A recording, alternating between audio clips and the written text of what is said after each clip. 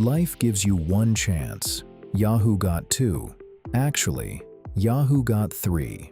And the story of how it missed all three is one of the most instructive and painful in the history of the internet. But before the misses, there was the miracle. It started in 1994, a trailer on the Stanford University campus. Jerry Yang and David Philo, two PhD students killing time between research sessions. They built a directory of their favorite websites, called it Jerry and David's Guide to the World Wide Web, then renamed it Yahoo, an acronym for Yet Another Hierarchical Officious Oracle, a name deliberately humble, almost self-deprecating. The product was anything but. Yahoo launched publicly in 1995. The timing was perfect. The internet was just becoming something ordinary people could access. But it was vast, confusing, overwhelming. Yahoo was the map, the friendly, organized, human-curated guide to everything online. People didn't just use Yahoo, they trusted it. Millions of Americans typed yahoo.com before they typed anything else. By the late 1990s, Yahoo was worth $125 billion, the most visited website on Earth, the first email address millions of people ever had, the first news feed, the first search, the first experience of the internet itself. For an entire generation, Yahoo wasn't a website, it was the internet. Jerry Yang hadn't just built a company, he had built the front door to the digital world, and everyone on Earth was walking through it. Then, in 1998, two Stanford PhD students walked into Yahoo's offices, Larry Page and Sergey Brin. They had built a search engine called Google. They wanted to sell it. The asking price, $1 million. Yahoo passed. The reasoning made sense at the time. Yahoo wasn't really a search company. It was a portal, a destination, a place people came to stay. Better search might actually send people away from Yahoo faster. Why would you buy a product that worked against your own model? The logic was internally consistent. It was also catastrophically wrong. 4 years later, in 2002, Yahoo tried to correct the mistake. Google had grown beyond anyone's 1998 imagination. Yahoo offered $3 billion.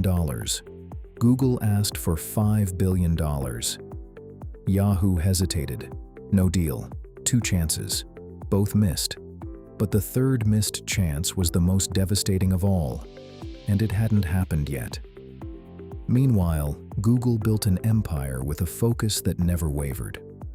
Search, advertising, user experience, nothing else.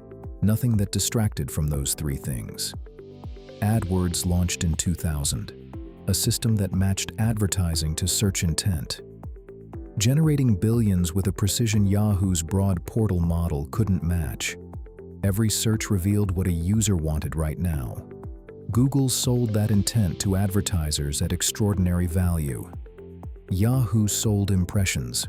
Google sold moments of desire. The difference was worth trillions. Yahoo watched, added portals, added content, added acquisitions. Flickr in 2005. Brilliant product. Neglected immediately. Dell.icio.us. Upcoming. More acquisitions, more neglect. A pattern of buying what others built, then failing to develop what it had bought. The company that had once been the internet's front door was becoming a museum of missed opportunities. While Yahoo accumulated, Google compounded. Every dollar of advertising revenue reinvested into better search, better products, better engineers. The gap widening every quarter. Not dramatically, just consistently. Like a tide going out. Slowly at first, then all at once.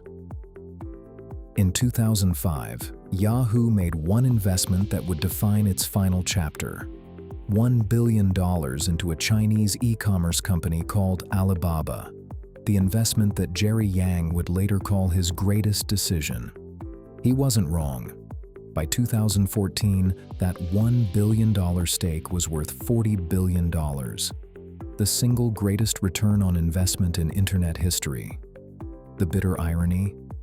Yahoo's most valuable asset was a company it barely understood, in a country it had limited presence in, doing a business, e-commerce, that Yahoo itself had never mastered. The accidental genius of one investment, propping up a company whose core business was slowly failing. Investors eventually realized the truth. Yahoo's market value was almost entirely explained by its Alibaba stake. The actual Yahoo business, search, email, news, advertising, was worth almost nothing. The front door to the internet, worth nothing. That was the verdict the market had reached. Then in 2008, Microsoft arrived with a check, $44.6 billion, the largest acquisition offer in internet history at that time. Steve Ballmer wanted Yahoo's search business to compete with Google. The offer was generous, arguably too generous. $31 per share when Yahoo was trading at $19. Jerry Yang said no. The board said no. Too low, they argued. Undervalues what Yahoo could become. The Microsoft offer expired. Yahoo's share price fell immediately. Shareholders were furious. Lawsuits filed. Yang resigned as CEO months later. The man who had built Yahoo from a Stanford trailer had also delivered its most consequential refusal. 3 chances. Google for $1 million. Google for $3 billion. Microsoft for $44.6 billion. All declined. The cost of those 3 decisions measured not in dollars, in the future that belonged to someone else. What followed was a decade of attempted reinvention that never found its footing. Carol Bartz arrived as CEO in 2009, fired in 2011, by phone. Scott Thompson arrived in 2012, gone in 4 months, falsified CV scandal. Then, in 2012, the appointment that generated the most excitement of all, Marissa Mayer, a Google veteran, young, brilliant, telegenic, the cover of every business magazine, the woman who was going to save Yahoo. Mayer invested aggressively. Tumblr acquired for $1.1 billion in 2013. A creative platform beloved by millions, neglected almost immediately, eventually sold for $3 million. The pattern repeating itself with new management and fresh capital. New products launched, new designs unveiled, new strategies announced. The traffic stabilized briefly, then resumed its decline. The core problem, that Google owned search and Facebook owned social, was not a problem that design refreshes or acquisitions could solve. By 2016, the inevitable had arrived.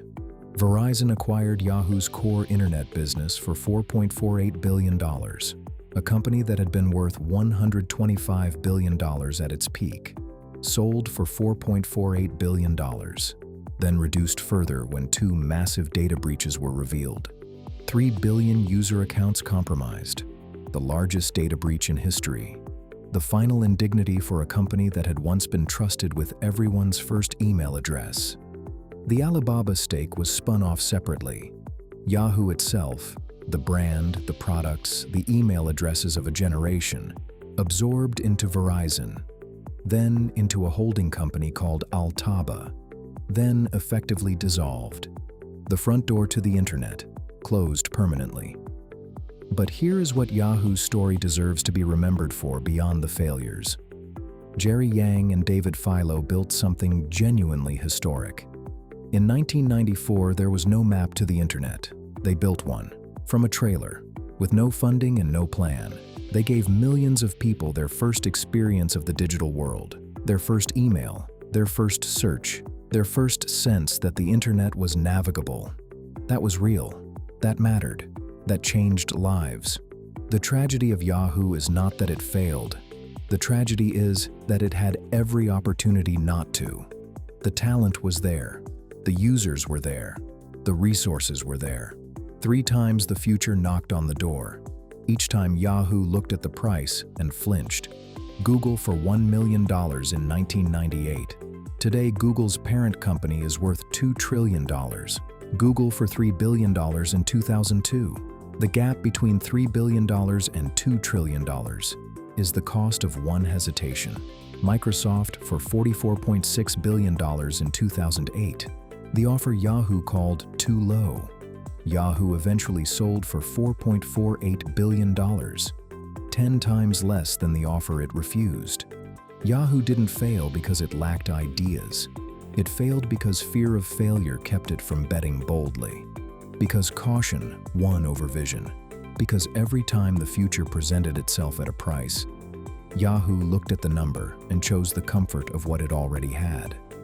Millions of people's first email addresses, their first searches, their first steps online, all tied forever to a giant that let the future slip through its fingers.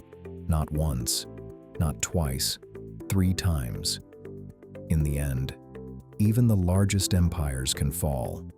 Not because they didn't see the future, but because seeing it and acting on it are two completely different things. Yahoo saw clearly. It just never quite found the courage to move. And in the internet age, hesitation is not a strategy. It is the beginning of the end.